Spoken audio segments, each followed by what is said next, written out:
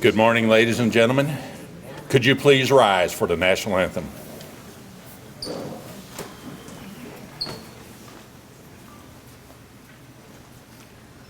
Oh, say, can you see by the dawn's early light what so proudly we hailed at the twilight's last gleaming, whose broad stripes and bright stars through the perilous fight o'er the ramparts we'd watched were so gallantly streaming, and the rocket's red glare, the bombs bursting in air, gave proof through the night that our flag was still there. Oh, say, does that star-spangled banner yet wave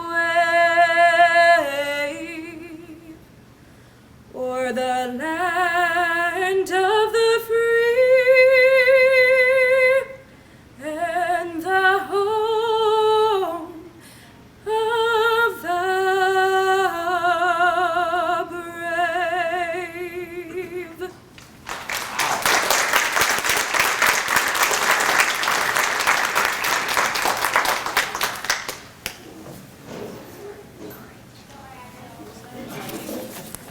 Please be seated.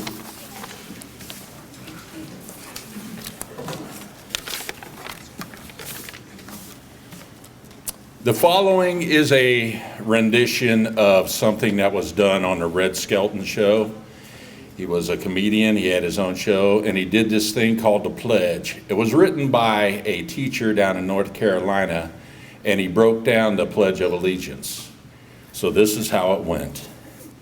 I, me, an individual, a committee of one, pledge. I dedicate all my worldly goods to give with self-pity. Allegiance, my love, my devotion. To the flag, our standard. Oh, glory, a symbol of freedom. Wherever she waves, there's respect, because your loyalty has given her a dignity that shouts freedom is everybody's job.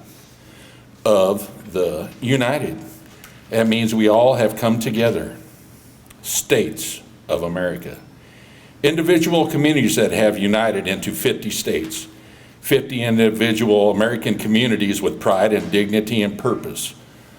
All divided with imaginary boundaries, yet united to a common purpose, and that's love for country. And to the republic for which it stands. Republic. A state in which sovereign power is invested in representatives chosen by people to govern. And government is people, and it's from the people to the leaders, not the leaders to the people. One nation under God. One nation, meaning so blessed by God. Indivisible, incapable of being divided. With liberty, which is freedom, the right of power to live one's life without threats, fear, or some sort of retaliation. And justice, the principle of qualities of dealing fairly with others. For all, which means, ladies and gentlemen, this is not only my country, it is our country. With that being said, please rise, gentlemen uncover, and help me recite the Pledge of Allegiance. I pledge allegiance to the flag of the United States of America, and to the republic for which it stands, one nation, under God, indivisible, with liberty and justice for all. Recover, please sit, and we continue on.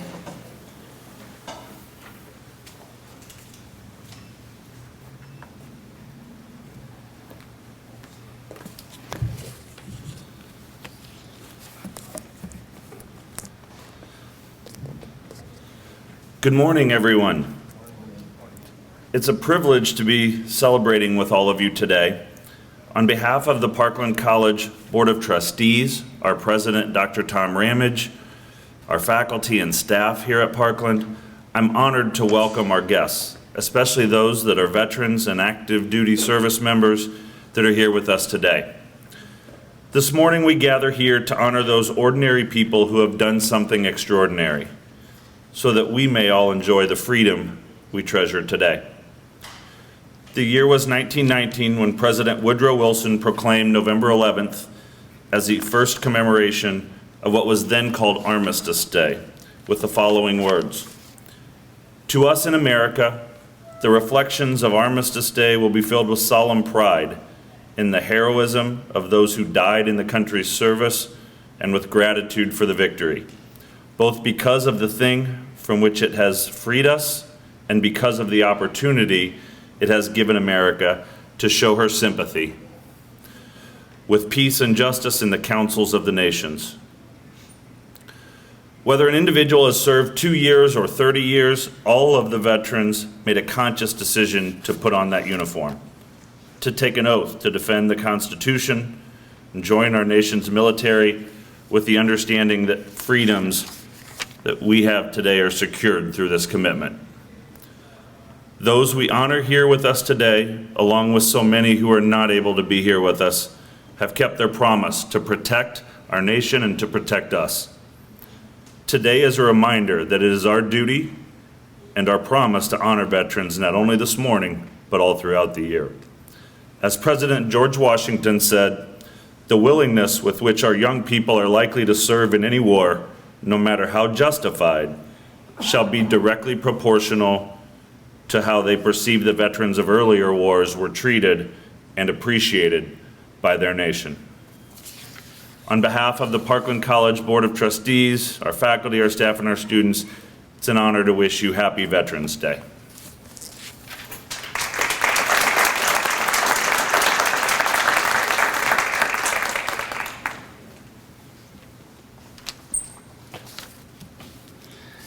I'm going to ask that each one of you, as I read out the service branch, please stand.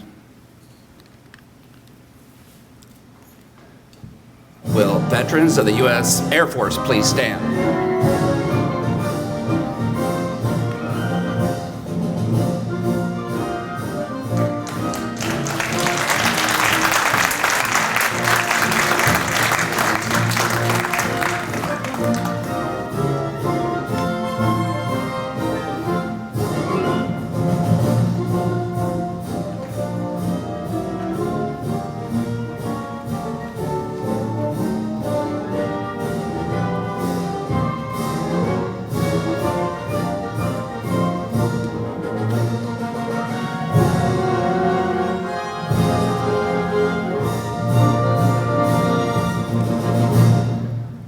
Will veterans of the U.S. Army please stand?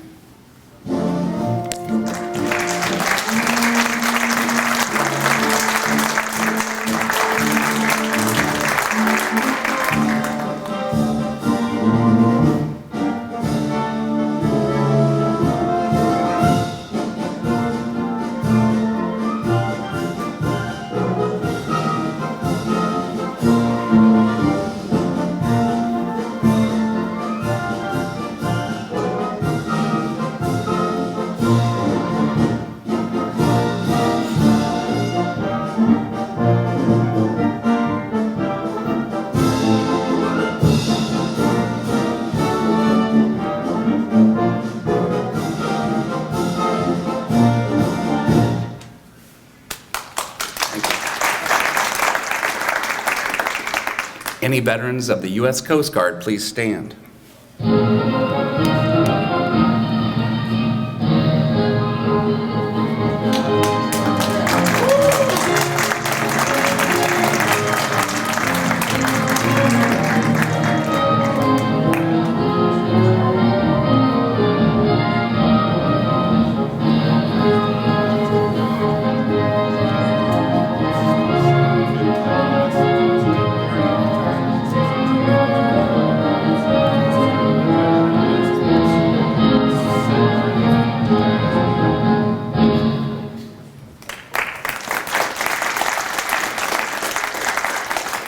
Veterans of the U.S. Marines, please stand.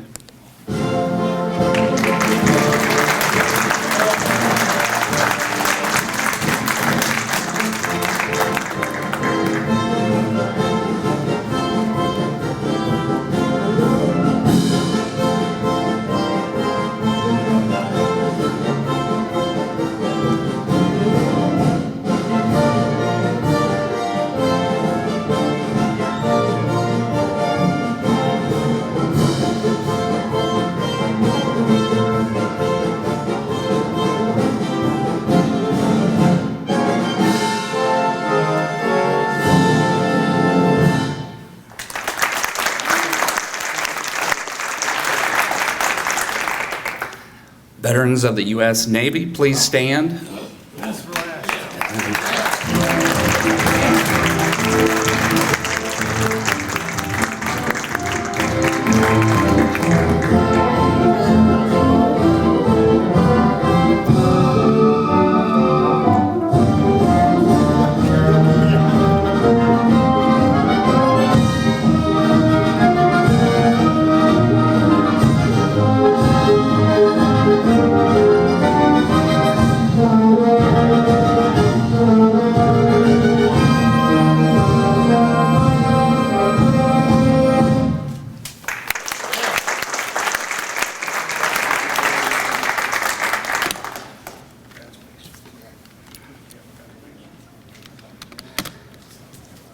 Our speaker today is Jim Talaska, a former captain and veteran of the U.S. Air Force. After serving in the Air Force, he was recruited by the U.S. Marshals, which allowed him to continue serving our country. His love of country prompted his membership in the American Legion, where he has served for 18 years and is a paid-up-for-life member. He is currently the membership director for the Department of Illinois American Legion. In addition, he is a federal firearms instructor and is certified to teach anything related to security and law enforcement. He is the owner of Carry Concealed Consultants, a full-service security company. Please join me in welcoming Captain Jim Talaska.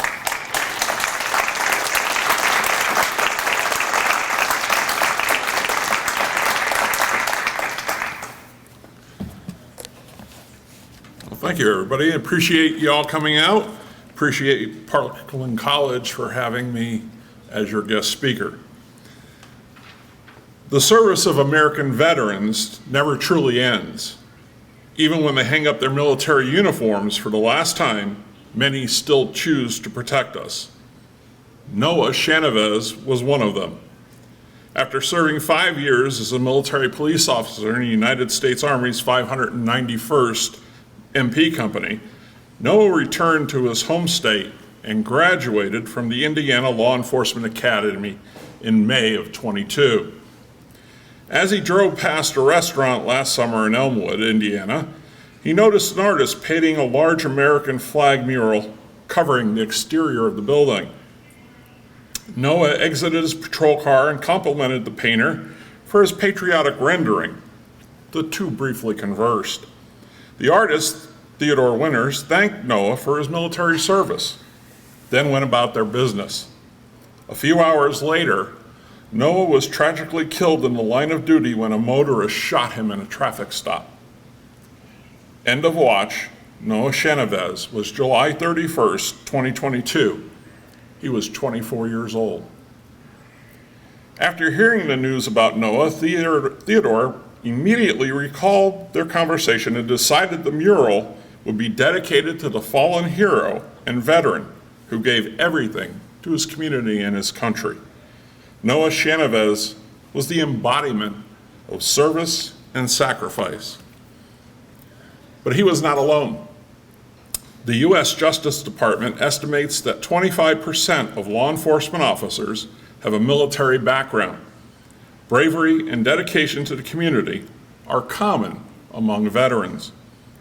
Today is a day to honor all the men and women who served in the U.S. military. It is about the approximate 19 million U.S. veterans who are still with us today and the millions who have preceded them since the American Revolution. Many serve their communities as first responders, teachers, healthcare workers, church leaders. Some are business owners, farmers, company workers, and retirees. Veterans are a diverse group represented by men and women of every economic, ethnic, and religious background. They come from every state and territory and are bound by one common commitment: to defend America with their life if called upon.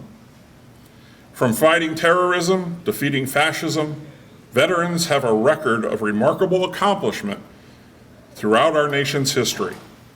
Military service is not for the faint of heart. Most civilian jobs do not require to risk life and limb. No other occupation subjects employees to criminal charges for disobeying their boss. Unlike members of the military, civilians can live where they want and can quit whenever they want. Transitional changes, the stresses of military life, and the feelings of isolation all factor into a suicide rate among veterans that is more than 50% higher than that of non-veterans. The stigma of seeking help needs to end. If we're going to stop suicide, it is crucial that we look at the issue much differently than prior generations. If we wait for someone to reach out, there's a very good chance that it will be too late. Veterans value courage, and it takes courage to ask for help. We must be proactive and ask and encourage our veterans to seek help before they pass the point of no return. Very few of us are trained counselors or mental health professionals, but we're capable of listening, referring, and following up. The National Crisis Hotline still works, but now there's an even shorter number. It is 988, and then hit 1. Most kindergartners know what 911 is for. It is up to us to ensure that 988 becomes just as widely known. The American Legion also has a Be the One website, www.betheone.org. Visit it, learn from it, spread the word about it.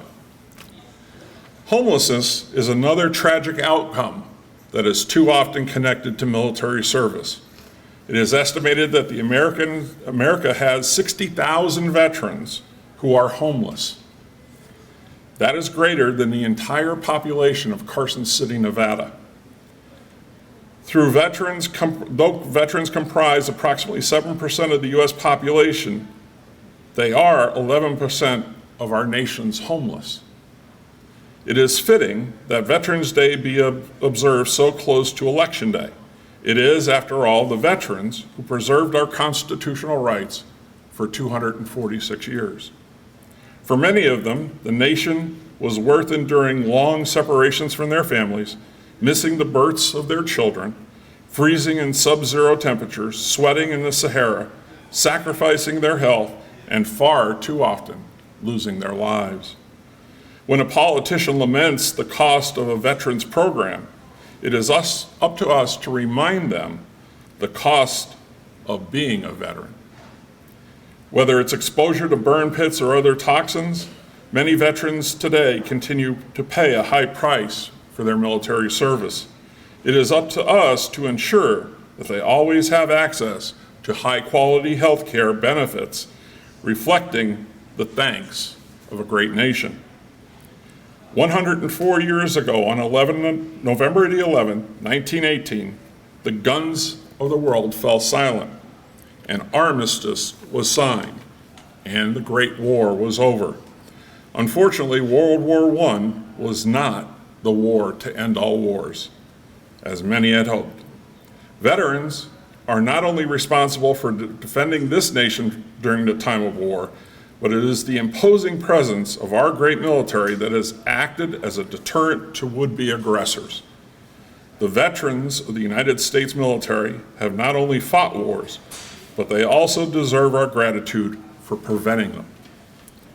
And today we honor the service of American veterans.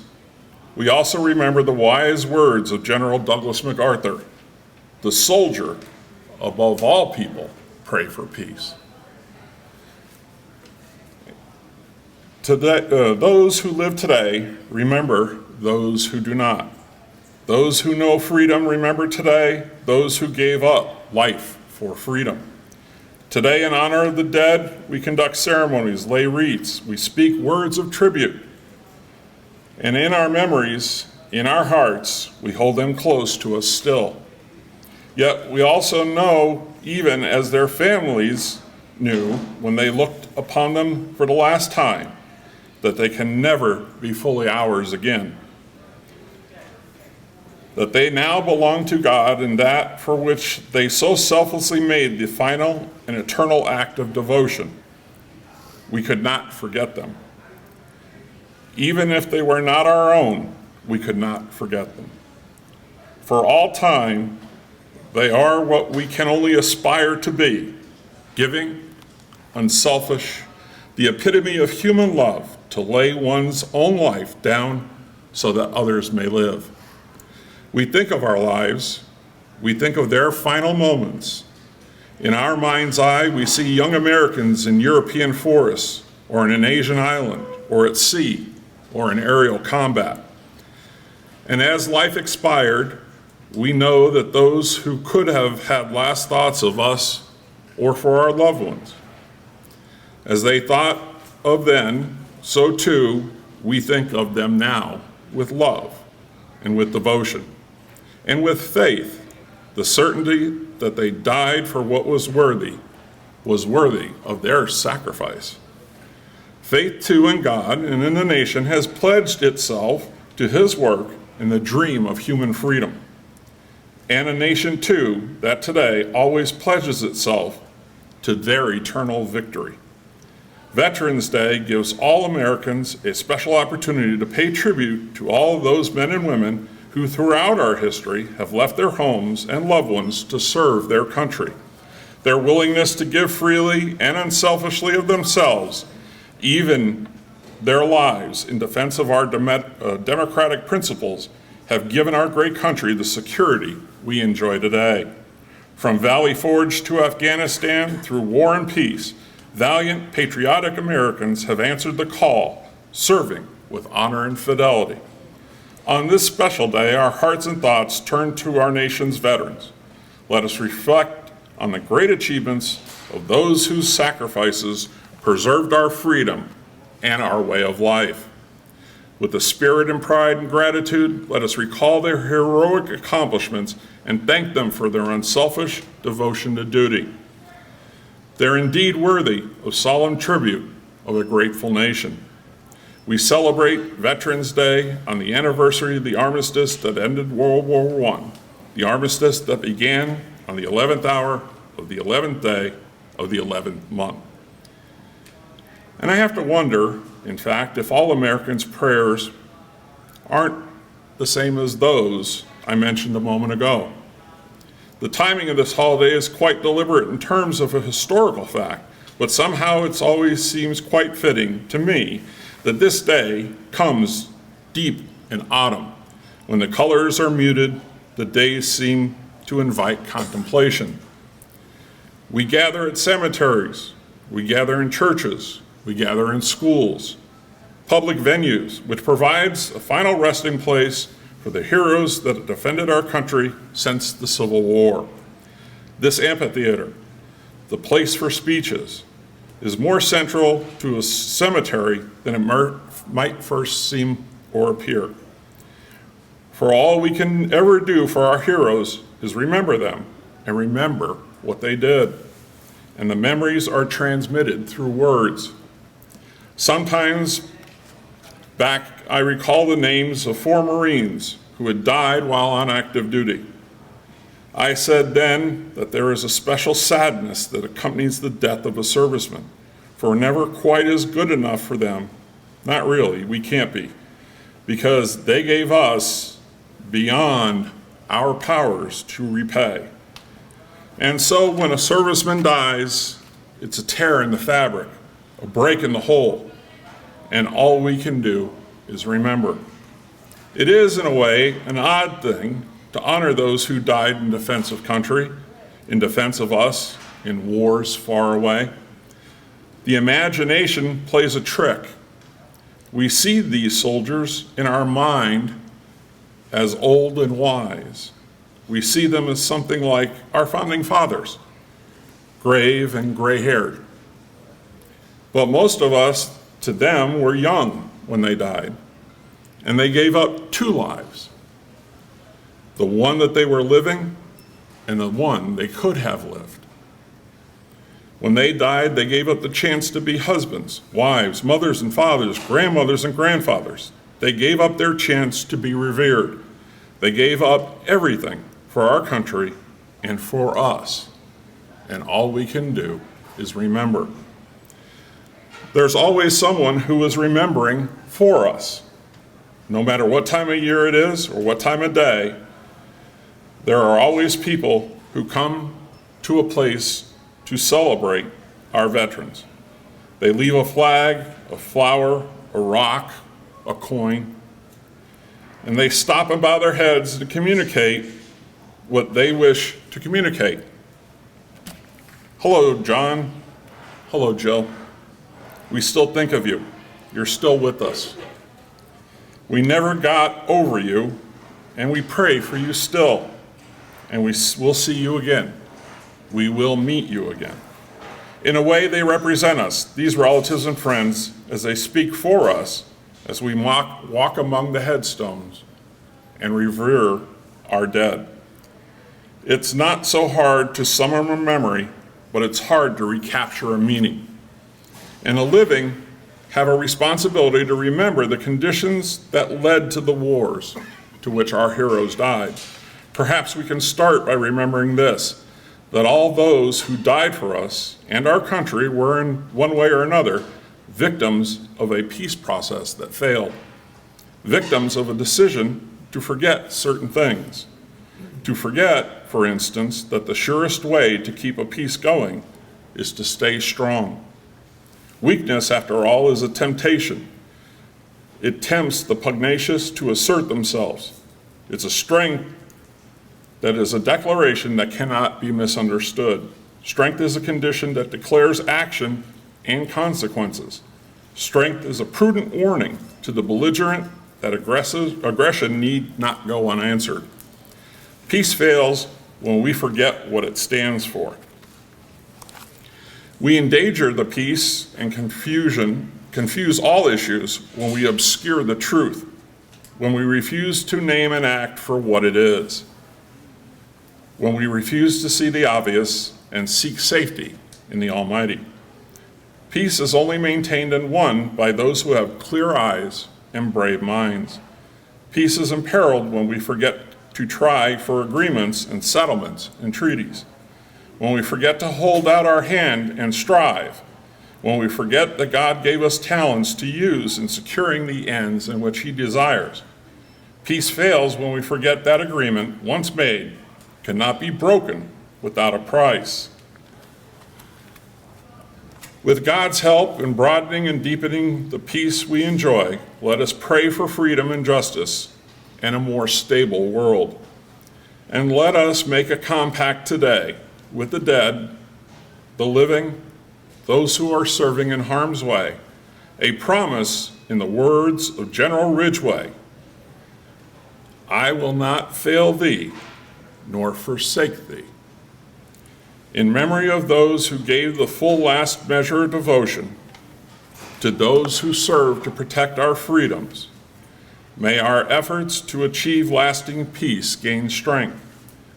And through whatever coincidence or accident of timing, I tell you that a week from now, when I'm miles away, believe me, the memory and the importance of this day will be in the forefront of my mind and in my heart. Thank you. God bless you all, and God bless America.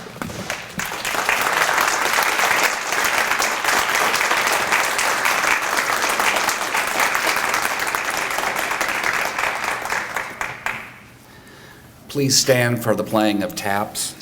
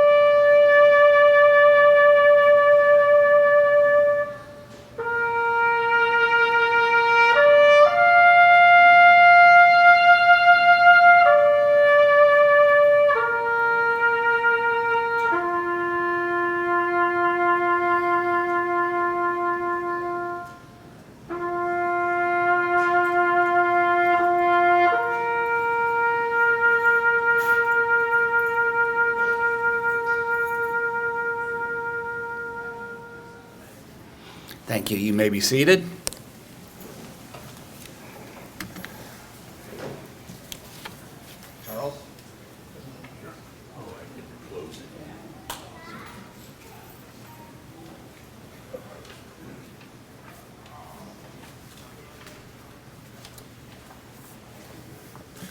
If you haven't figured it out, I am the Student Veterans Association president, and we put this together, and I thought it was pretty good. I want to thank you all for showing up and showing that you care about my fallen brothers and sisters and our active people right now still walking around. I do want to thank Angela Manzella for singing the national anthem.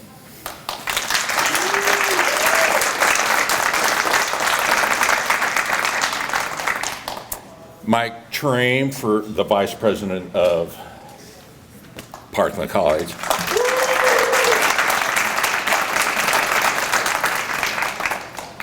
Tim Went for the presentation of the veteran stuff.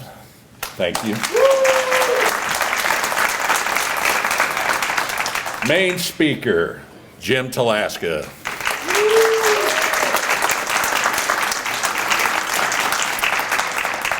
And, well, I've been up here too long, 3 times. Yeah, that's way too much for me. So, my last thing is I want to thank Dean Geiken and Adam Porter for allowing me to be a DJ on 88.7 WPCD, Parkland College's alternative radio station. I am on the air from 12 to 2 on Thursdays, but I have this one thing I always say, and I preach it, and I constantly tell everybody, and I want to thank them for allowing me to say this.